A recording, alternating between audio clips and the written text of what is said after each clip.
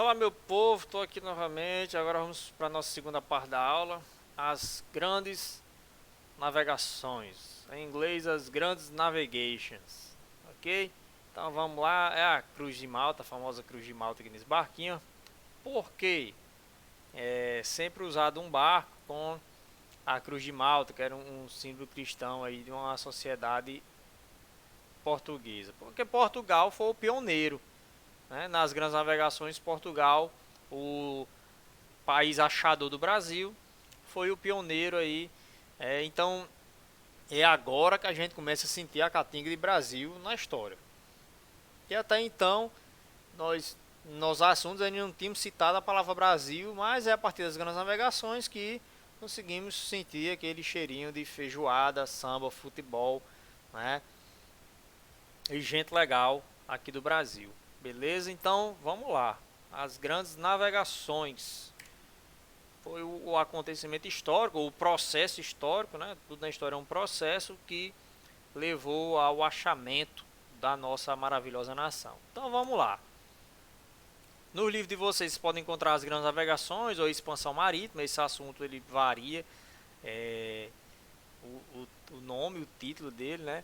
Mas só um parênteses aqui para a gente entender esse negócio de grandes navegações. Por que grandes navegações? Porque até então, pessoal, a parte mais navegada do mundo, né, e sobretudo pelos europeus, era o mar Mediterrâneo, que é um mar pequeno. O mar Mediterrâneo é um mar pequeno, fica ali entre a África e a Europa, ok? Então a partir do momento que eles saem de um mar pequeno e vão para um mar grande, né, vão navegar agora por mares, o alto mar, o mar aberto, aí nós temos as grandes navegações, vão navegar grandes quantidades, grandes distâncias, ok? Então, e expansão marítima é o termo mais simples, expansão marítima, se expandir. Antes navegavam só no mar Mediterrâneo, agora vão expandir esse leque de regiões navegáveis, ok?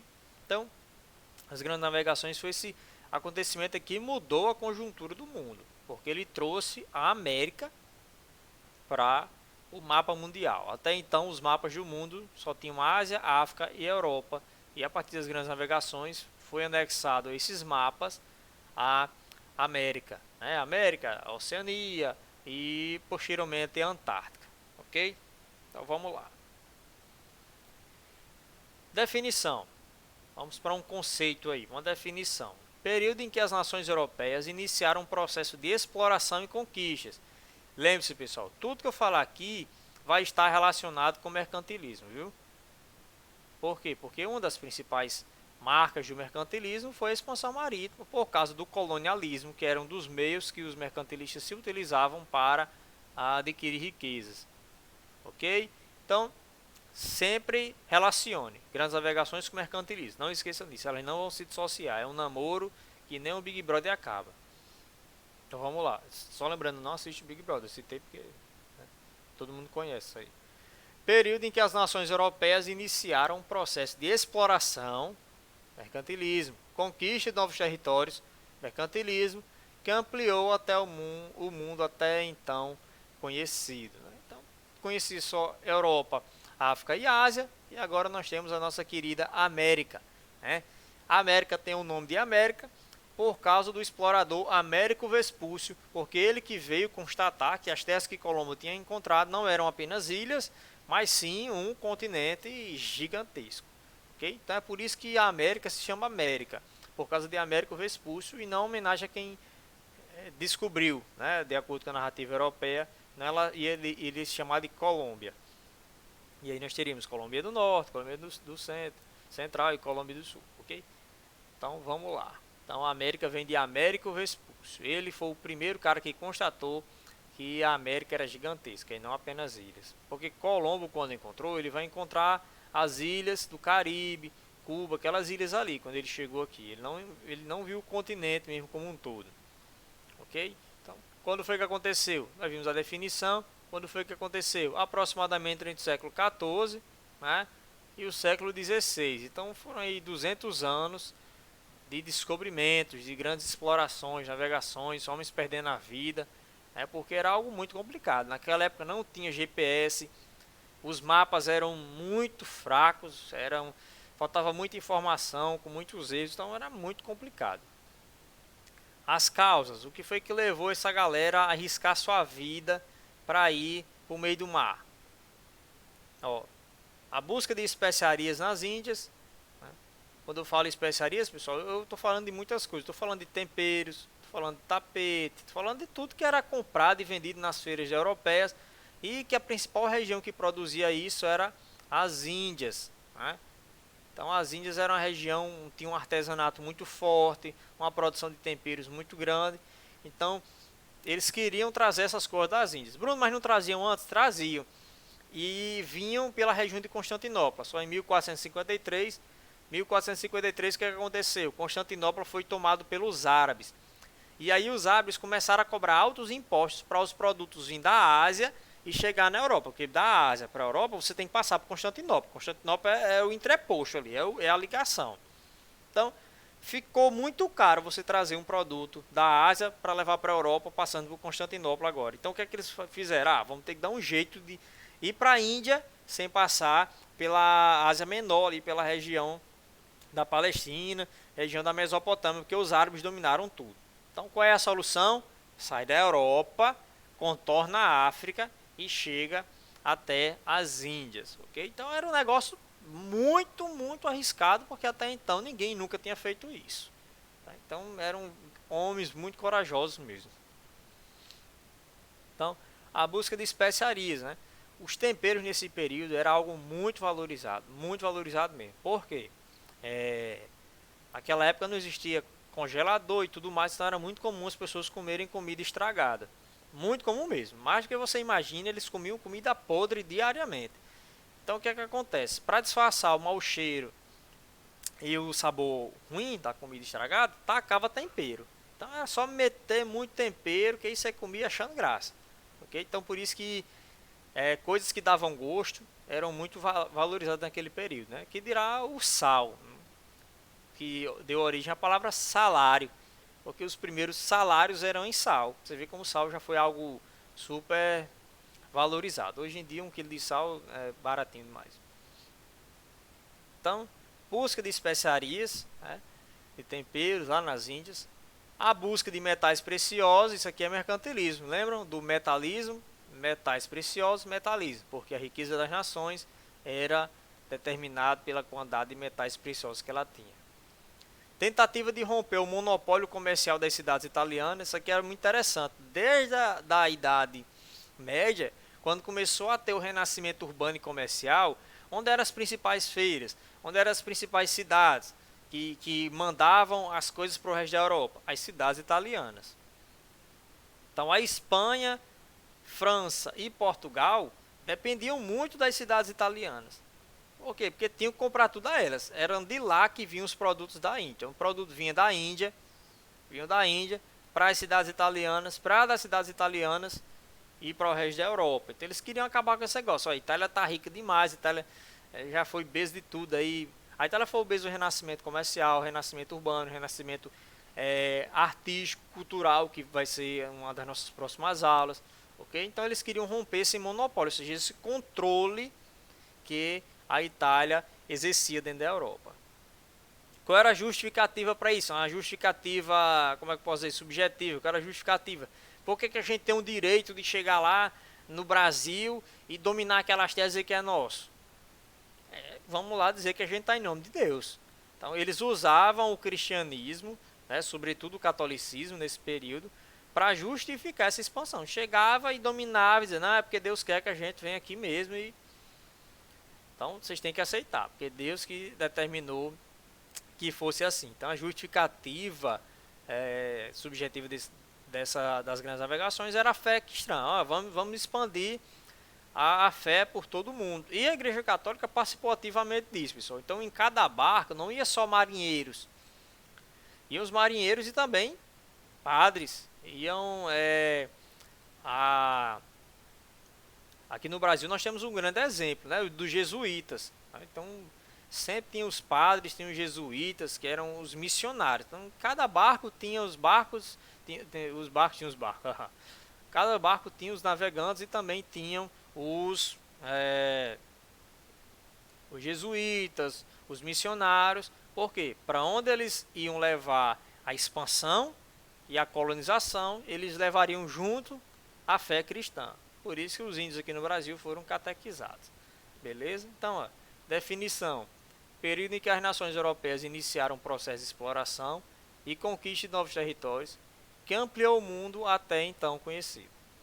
Quando, aproximadamente entre os séculos XV e XVI, as causas, busca de especiarias, busca de metais preciosos, metalismo, romper com o monopólio das cidades italianas, que sempre tiveram à frente no comércio, e usavam a fé cristã, né, juntamente com a Igreja Católica, para justificar essas invasões, essas tomadas de terra, como eles fizeram aqui na América.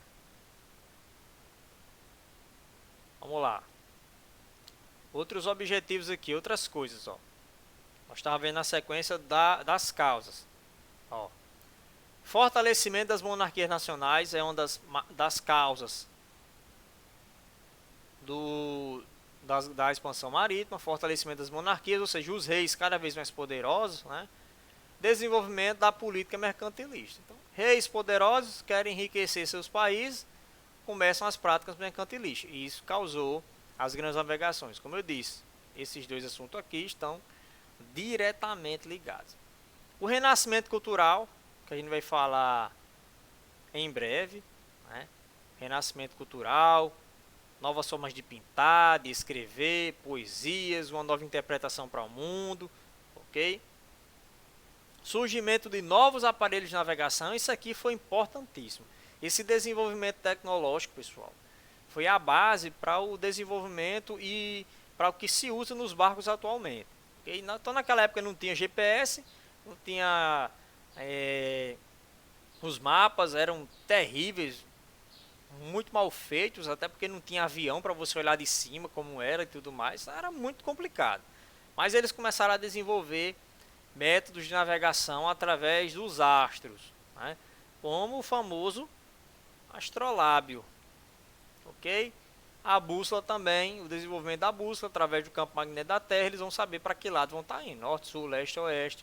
O astrolábio, que apontava para as estrelas e, de acordo com a localização das estrelas, davam para eles ter noção para onde estavam indo. O desenvolvimento das caravelas, né, que eram barcos mais resistentes. Até então os barcos usados no comércio europeu eram barcos pequenos, porque só navegavam ali na costa do mar do Atlântico Norte e dentro do mar Mediterrâneo, ou seja, é um mar calmo. Mas a partir do momento que você vai para um mar aberto, então você pode pegar ondas de 6, 7 metros, 5 metros, você precisa de barcos mais resistentes para grandes distâncias, até porque você tem que guardar muito alimento. Você ia passar 5, 6 meses dentro do barco, tinha que ter alimento para todo aquele período. Então a caravela era um barco mais robusto, né, mais forte. Depois vai um mais forte ainda, que são as naus. As naus eram maiores e mais robustas do que as caravelas. Então eles vão sempre melhorando, sempre desenvolvendo coisas mais aprimoradas. O desenvolvimento da cartografia, os mapas agora vão ser mais bem feitos, vão ser mais detalhistas, com mais pontos de referência, tudo isso para facilitar a navegação. Tinha uma outra coisa também, tinha um certante, que era um aparelho que media as distâncias também utilizando as estrelas. Ok? Uma das causas aí, secundária isso aqui, ou seja, não teve tanto influência, mas também influenciou. Alívio das tensões sociais, né? A Europa passava por muitas revoltas nesse período, sobretudo revolta de camponeses. Então as grandes navegações fez com que muitos camponeses vissem nas grandes navegações uma forma de sair daqueles conflitos que eles viviam. O que é que eles faziam? Viravam marinheiros. Então, um monte de pessoas que eram desempregadas, alguns historiadores usam a palavra vadio, eram vadios, ficavam só nos bares bebendo. Quando eles viram as grandes navegações, agora eu vou ter o que fazer. E entravam para ser marinheiro e arriscar a vida dentro de um barco. Se morrer, morreu, se não morreu, é lucro. Ok? Então, aliviou bastante as tensões sociais, os problemas sociais que existiam dentro da Europa. Guerras para ocupar e prestigiar nobres. Então, muitos nobres se aproveitaram das grandes navegações, pessoal, também para diminuir essa quantidade de guerras que eles viviam tendo, né, as cidades querendo se libertar da mão dos reis, dos senhores feudais, então os nobres em guerra para aumentar o seu prestígio e viram que investir em navegação é melhor do que você estar se matando em uma guerra. Então, os pobres correram para as navegações e alguns nobres também vão investir juntamente com seus reis, que o nobre é só babão de rei, para melhorar suas condições de vida, ok? Então, vamos lá. Ó, qual foi a primeira nação que se aventurou nas grandes navegações? A nossa querida descobridora, Portugal, ok? Portugal é a nossa pátria mãe, digamos assim, né? Ela que achou o Brasil, ela foi a primeira nação a entrar dentro do mar e se aventurar, né? Lembrando, pessoal, que existiam muitas crenças naquele período a respeito de como seria o mundo, de que a Terra era plana. Até hoje tem uns doidos pensando que a Terra é plana, mas não vem ao caso. Mas acreditava-se que a Terra era plana e você navegando você podia chegar num abismo e um abismo sem fim, do buraco profundo. E aí existiam muitos medos de que existiam monstros no mar. Se você pegar imagens de mapas antigos, vocês vão ver que sempre nos mapas antigos tem algum monstro desenhado no mar. Dragões, lulas gigantes, polvos e tudo mais, bichos que eles chamavam de krakens, e destruíam os barcos. Então, existia no imaginário popular um medo muito grande porque era desconhecido, tá? O ser humano ele tem tendência a ter medo do desconhecido, e isso era muito forte naquele período. Então, imagine só a situação, você entrar num barco sem saber se volta e vai e com medo de cair num abismo, com medo de ser destruído por um monstro e tudo mais. Então, eram homens que demonstravam uma coragem absurda. Coragem desses homens aqui. E Portugal foi o primeiro país a ter essa coragem aí. Por que Portugal foi o primeiro? Tem aqui os motivos. Portugal foi um país que virou uma nação muito cedo. Enquanto Espanha, França, Inglaterra estavam se matando, família contra família, quem é que vai ser o rei, quem é que não vai ser, e tudo mais. Portugal já estava centralizado. Portugal foi um país que solidificou sua política muito cedo, ok? Então, centralização prematura. Portugal se tornou Portugal antes de que a Espanha se tornasse Espanha, a França se tornasse França e tudo mais. Então, enquanto os outros brigavam, Portugal navegava. Tinha uma burguesia, ou seja, comerciantes muito atuantes, principalmente ao lado do rei, né? Então tinha uma burguesia mercantil atuante que estava sempre no pé do rei, vamos navegar, vamos investir, o negócio agora é descobrir novas terras e tudo mais, vamos atrás de ouro. A posição geográfica deles é boa. Olha, serve aqui, pessoal. Portugal é uma praia no Atlântico Norte. Aqui, Portugal é de frente para o mar. Então, naturalmente lá você já tem uma cultura de navegação muito forte. É tanto que Portugal sempre, as cidades portuárias viveram só de pesca. Sempre Portugal teve uma pesca muito boa. Então, eles já navegavam isso aqui, conheciam muito bem o mar Mediterrâneo e navegavam aqui pela costa. Então, Portugal era um país navegador meio que de um modo natural. Eles eram naturalmente um povo navegador já por causa da posição geográfica deles. É o país mais próximo do mar, né? Então, é o país mais próximo aqui da América, da Europa. O país da Europa mais próximo da América é Portugal. Está mais pertinho, fica só pular aqui, você já está na América. Ok? Posição geográfica estrategicamente favorável, como eu falei, é a mesma coisa que ter sido uma criança que cresceu na frente de um rio. Você vai saber nadar, nem que não queira, né? E o rei do período, né? Não só o rei, mas os reis daquele período, eles investiam muito em navegação, né? Se você pegar aí Dom Henrique, Dom Manuel, eles eram reis que investiam muito em navegação, tanto que foi criado em Portugal uma, digamos assim, uma faculdade, uma escola só para formar marinheiros, que era a Escola de Sagres. E foi na Escola de Sagres que foi desenvolvido, aprimorada a bússola. Lembrando que a bússola não é uma criação europeia, nem portuguesa.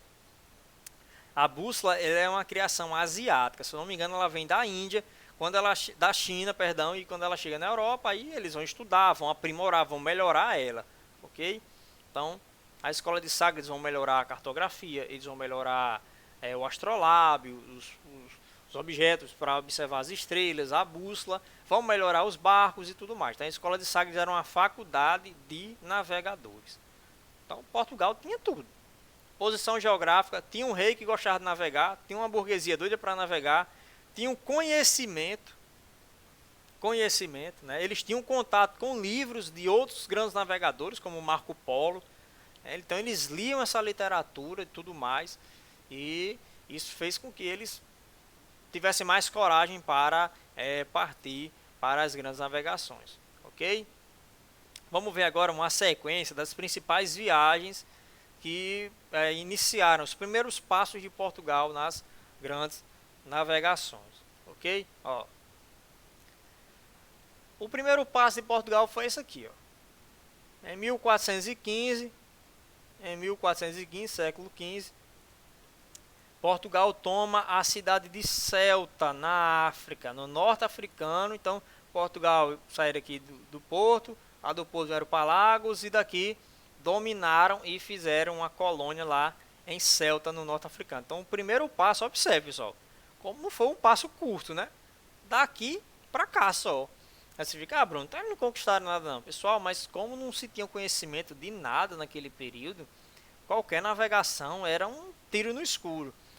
E qualquer pedacinho de terra que você conquistava e fazia uma feitoria lá, uma colônia, era uma conquista muito grande. Então, o primeiro passo de Portugal foi conquistar Ceuta, ok? Que fica aqui no norte africano em 1415. Em 1488, Bartolomeu Dias, né, o português Bartolomeu Dias, ele chega ao Cabo da Boa Esperança. O Cabo da Boa Esperança, pessoal, fica na pontinha da África. Se o mapa aqui deixasse mostrar, a África é mais ou menos assim, né? Aqui nós temos a divisão, o Oceano Índico e o Oceano Atlântico. Então, essa região aqui onde os barcos passavam eram chamados de Cabo das Tormentas, porque é um mar muito agitado e muitos barcos naufragavam. Mas o que é que aconteceu? Bartolomeu Dias cruzou o Cabo da Boa Esperança, que era chamado de Cabo das Tormentas. Depois que ele passou, mudou o nome para Cabo da Boa Esperança, porque depois que você passa ele, é bem facinho, agora é só subir e você chega até a Índia. Então ele veio circulando a África.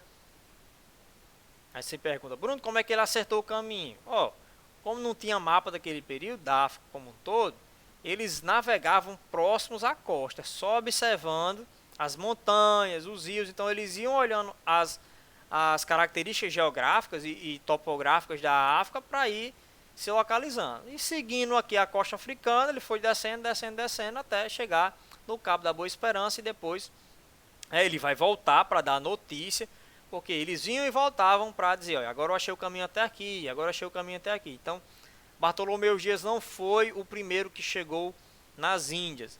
Ele cruzou o Cabo da Boa Esperança e voltou para mostrar o caminho do Cabo da Boa Esperança para os outros navegadores, que aí eles vão vir com essas informações para chegar até lá.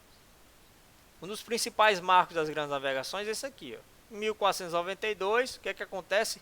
O almirante Cristóvão Colombo. O almirante Cristóvão Colombo, ele descobre a América. Ele era genovês, mas ele foi patrocinado pela coroa espanhola. Então no barco dele tem a bandeira da Espanha, por isso que a Espanha que tomou de conta da América, né? Logo de um primeiro momento. Observe aqui, pessoal. Ó, a região em que Cristóvão Colombo encontrou a América foi na América Central, lá nas ilhas do Caribe, ali no Mar do Caribe, ok? Então ele encontrou várias ilhas. Ele não tinha noção, olha o tamanho da América. Ele não tinha noção que a América seria tudo isso aqui, ok? Por isso que a América recebeu o nome de América por causa de Américo Vespúcio, porque ele que constatou que a América era um continente gigantesco, ok? Cristóvão Colombo, ele, em um primeiro momento, ele foi para a coroa portuguesa e pediu ao rei para patrocinar ele. Ó, eu tenho uma rota diferente para chegar na Índia, que eu não preciso contornar a África, porque a terra ela é redonda. Aí o rei de Portugal, kkkk, que conversa que a terra é redonda, você está doido? A terra não é redonda não, quadradinha e tal. E não quiseram financiar ele. Aí ele foi lá para o rei da Espanha e disse: "Ó, eu tenho uma ideia para chegar nas Índias sem precisar contornar a África. Então eu vou economizar dinheiro e tempo, né?" Aí, como olha, a Terra é redonda, então tá para se eu tirar direto aqui na linha indo para o leste, para o oeste, perdão, eu vou chegar lá no leste. Só dar a volta. E o rei ficou meio desacreditado, mas resolveu financiar. E aí deram 3 barcos para ele e financiou com alimentos, marinheiros, e aí ele saiu nessa viagem. Então, acreditava-se que mais ou menos que era assim. Observe aqui nesse círculo aqui. Acreditava que o mundo era assim. O mundo era redondo, né? Então, a Europa e no outro lado era a Ásia. Então era só você pegar o barco e sair direto que você ia chegar nas Índias. Essa era a concepção de mundo de Cristóvão Colombo. O mundo redondo, eu saio da Europa, pego o barco, vou navegar em linha reta, eu saio da Europa, vou navegar em linha reta para cá. Só que ele não esperava que existisse a América no meio. Observe como é o mundo de verdade. Nós temos a Europa, atrás a Ásia. Só que aí, ó, se você navegar direto para fazer a volta, você não chega na Ásia, porque no meio tem a América, ok? Então, ele achando não, ele com a certeza de que o mundo era redondo, né? Fez essa viagem aqui, tirou mais ou menos em linha reta e esbarrou na América, e foi assim que a América foi encontrada. Ah, Bruno, mas eu assisti um documentário que disse que a América foi encontrada pelos Vikings. Ah, Bruno, eu vi um documentário que foi encontrado pelos chineses. Ah, eu vi uma teoria de que foi encontrado pelos fenícios. Existem várias e várias teorias, mas o que vai cair no Enem é essa daqui, viu? É o que está no livro, é o que é mais aceito, é o que é mais falado, é o que é cobrado. Então, pode-se citar no Enem, existe teoria, não sei o que, mas comprovadamente Cristóvão Colombo chegou lá. É o que existe mais evidências, né? Essas outras teorias existem pouquíssimas evidências, ou nenhuma. Muitas delas são baseadas em achismo. Então, não vamos nos confiar muito não, ok? Fica aqui. Cristóvão Colombo achou a América. Se foram os outros, aí a gente vai saber depois. Okay? Então, com a noção de que a Terra era redonda, chegou para Portugal. Portugal não aceitou, foi para a Espanha. O rei espanhol aceitou essa ideia e financiou ele. Imagine só, pessoal, se Portugal tivesse financiado a viagem de Cristóvão Colombo, toda a América poderia ter sido de Portugal e não só um pedaço do Brasil, né, de acordo com o Tratado de Tordesilhas. Mas vamos para frente. Ó, em 1498, o almirante Vasco da Gama, o português Vasco da Gama, né, chegou até as Índias. Então, o primeiro navegador que saiu da Europa e chegou até as Índias, né, acertou o caminho todinho para fazer comércio, foi Vasco da Gama, ok? Então, ele conseguiu, ó, fez a curva e chegou até as Índias para comprar as especiarias. E aí, 1500, olha só, agora sim a gente está vendo pela primeira vez essa palavrinha bonita aqui, ó. Brasil. O almirante português Pedro Álvares Cabral vai chegar na nossa amada nação. Pedro Álvares Cabral, em 1500, né, chega na Bahia, né? Chegou lá na Bahia. E existe uma teoria de que a primeira terra que Portugal atracou aqui no Brasil foi o Rio Grande do Norte. Existem até livros sobre isso, eu estava me lembrando aqui. Existem até livros e tese de doutorado, de mestrado, tentando provar que Portugal, antes de ir para a Bahia e realizar a primeira missa, eles foram para... eles chegaram aqui lá na Praia de Touros, que é aqui no Rio Grande do Norte. Existe essa teoria, mas enfim, ok? Quem já foi no Foz dos Reis Magos vai ver uma pedra lá com a cruz de Malta desenhada, né? Uma pedra de touros, que é uma pedra que foi achada lá na Praia de Touros, e ela tem o símbolo da coroa portuguesa. Dizem que ali foi quando Portugal chegou. Vamos botar essa pedra aqui para marcar que essa terra é de Portugal. E dizem que aquilo ali foi em 1500, antes de Portugal ter chegado à Bahia, ok? Então, 22 de abril de 1500, Pedro Álvares Cabral atraca aqui no Brasil, né, que vai ter esse nome de Brasil por causa da abundância do pau-brasil. O pau-brasil tem esse nome de pau-brasil porque ele solta um vermelho muito forte, um vermelho como se fosse de um fogo, de brasa, Brasil vem de brasa, ok? E nós tínhamos uma terra rica em pau-brasil por causa da Mata Atlântica. E em 1519, uma das viagens mais loucas desse período, Fernão de Magalhães dá a volta ao mundo. Já se apropriando de todo o conhecimento náutico dos outros navegadores, ele vai dar a volta ao mundo. Olha, só 10% dos navegadores que saíram com ele da Espanha conseguiram voltar para a Espanha. Se perderam várias vezes, passaram por tempestades, tiveram que se alimentar com fezes de ratos, porque acabou água, acabou alimento, acabou tudo. Foi um negócio muito complicado. O próprio Fernando de Magalhães morreu. O Fernando de Magalhães ele não chegou a viagem toda, ok? Se vocês analisar aqui nesse mapa, ó, aonde está essa luz vermelha aqui, Fernando Magalhães estava vivo. Mas aqui ele morre nas Filipinas, né? O resto dos poucos que sobreviveram vão voltar para a Europa. Então foi uma verdadeira loucura. Mas ele quis dar a volta ao mundo, né? E a sua frota conseguiu. Ele não, infelizmente não conseguiu, ok? Ó, observe aqui nesse mapa aqui do descobrimento do Brasil. Pedro Álvares Cabral, ele chega no Brasil, né? E depois, pessoal, olha só como o Brasil foi meio que rejeitado. Depois ele partiu para a Índia, né? Lá para Calicut. Como o Brasil não foi visto logo de um primeiro momento metais preciosos, e uma das características das grandes navegações é o metalismo, o Brasil foi meio que deixado de lado. Não, vamos deixar aqui umas feitorias para pastorar aqui a costa. Vamos pegar para o Brasil, botar esses índios aqui para trabalhar, vamos dar bugigangas a eles. Mas vamos para a Índia. Nosso objetivo não era chegar às Índias, então vamos chegar às Índias, ok? Então, desde sempre, o objetivo de Pedro Álvares Cabral foi chegar às Índias, né? O Brasil foi achado meio que por acaso. Passaram aqui pela parte mais oeste do mar e encontraram o Brasil. Mas não passaram nem uma semana aqui, já foram direto para Calicut, onde chegou lá Pedro Álvares Cabral, bombardeou a cidade de Calicut para dominar o comércio deles. Portugal tem uma maneira muito amigável de fazer comércio. Se você não concordasse com o que eles desejavam, eles bombardeavam sua cidade, né?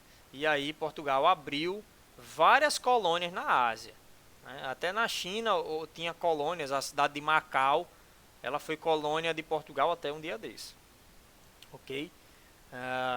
Fora as outras colônias que foram abertas ao longo da África. Vários países africanos falam a nossa língua, o português. Não o português de Portugal, mas como eles falam um sotaquezinho mais puxado por deles. Assim como nossa língua não é o português de Portugal, porque o nosso português é misturado com o indígena, com o africanês e tudo mais. Então, os principais marcos das grandes navegações são isso aqui: descobrimento da América, o descobrimento do Brasil, a chegada de Vasco da Gama até as Índias. Então foi realizado esse grande sonho, porque agora não precisava mais passar por Constantinopla para trazer as especiarias das Índias, ok? Ó, a Igreja Católica ela tem uma influência muito grande nesse período. A Igreja Católica ela mandava em quase tudo e ela era sempre a que mediava as disputas. Portugal foi o pioneiro e logo após Portugal veio a Espanha. A Espanha que veio logo após Portugal para entrar nas grandes navegações. Então, o que a Igreja Católica fez? Para não ter uma briga entre Portugal e Espanha, que eram as nações católicas, os países mais católicos do mundo nesse período eram Portugal e Espanha, a Igreja Católica criou um documento chamado de Bula Intercoeteira para dividir o Novo Mundo, ou seja, as águas do mar e o que tivesse nelas, entre Portugal e Espanha. O primeiro documento, a Bula Intercoeteira, determinava que a 100 léguas a partir de Cabo Verde, o arquipélago de Cabo Verde na África, terras ao lado ocidental pertenciam à Espanha e terras ao lado oriental pertenciam a Portugal. Deixa eu mostrar essa imagem aqui fica melhor. Aqui é Cabo Verde, né? Dessa linha para cá, Portugal, do que fosse achado, né? E da linha para lá, Espanha. Mas aí Portugal protestou. Não, essa linha está muito próxima, é arriscado não ter terra nenhuma. E se ficasse assim, ia ficar só com Rio Grande do Norte e Paraíba aqui. Então, a Igreja Católica fez um segundo documento. Em 1494, 370 léguas a partir de Cabo Verde, as terras do lado ocidental pertenciam à Espanha e as do lado oriental vão pertencer a Portugal. Então, a linha foi aumentada daqui para cá. E aí o que ficou valendo foi o famoso Tratado de Tordesilhas, que foi o segundo documento. O de 93 não valeu, porque Portugal não aceitou. E aí chega-se o Tratado de Tordesilhas 94. Então, dessa linha para cá é Portugal. Passou até chegar aqui é Espanha. Então, o Brasil de Portugal era só esse pedacinho aqui. Todo o resto da América estava determinado pela Igreja Católica como terras da Espanha, como terra da Espanha. Você fica, Bruno, e os outros países? A Inglaterra vai gostar disso? A França? Como é?